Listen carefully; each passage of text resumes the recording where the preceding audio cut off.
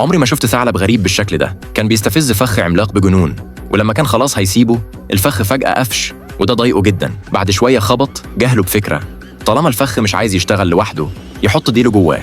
ولما خلص بدأ يزعق، لكنه وهو فاكر إنه هياخد وظيفة بمرتب عالي. الفلاح قال له إنه مش مناسب، وإنهم محتاجين ثعالب فضي مش حمرا. وبعد ما شرح له زقه بعيد. الزقة دي بالصدفة خلته يكتشف حل. لما شاف دهان فضي كان داس عليه جات له فكرة، ولما نادى الراجل تاني كان لون نفسه وبقى شبه الثعلب الفضي. الراجل كان فاكره فروغالي رايح يتخرب. الثعلب دخل على باقي الثعالب اللي محبوسة وهو فخور، فاكر المكان سكن طلبة.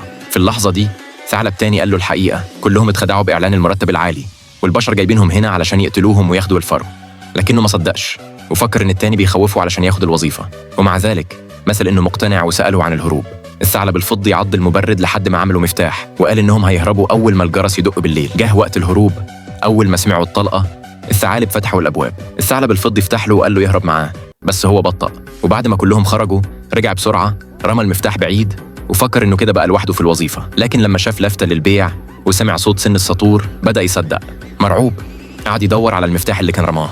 الراجل دخل بالسطور، ولما الخطر قرب لقى المفتاح، فتح الباب وهرب. الراجل بعدها طلق كلاب الصيد. الثعلب جري بيهم بين الحواجز والأنفاق والمجارير وهم وراه. ولما خرج من المية لقى الدهان نزل، فرح ووقف الكلاب وقال لهم إنه ثعلب أحمر مش فضي. لكن الكلاب رفضت. بعد ما ضحك عليهم الفترة دي لازم ياخد علقة تبرد نارهم.